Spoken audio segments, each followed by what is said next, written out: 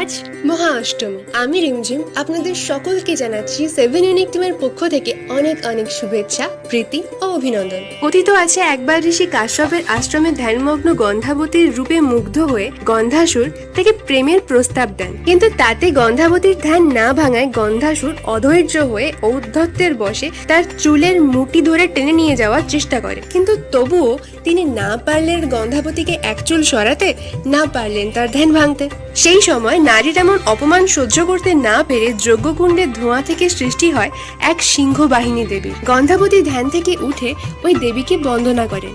তখন ওই দেবী গন্ধাবতীকে অভয় দান করে গন্ধাসুরকে বধ করেন আর তার প্রাণহীন দেহ ছুঁড়ে ফেলে দেন সমুদ্রে। সেখানে গন্ধাসুরের দেহ থেকে তৈরি হয় এক বিশাল সুগন্ধি মশলার দ্বীপ। দেবতারা সেই দেবীর নামকরণ করেন গন্ধেশ্বরী।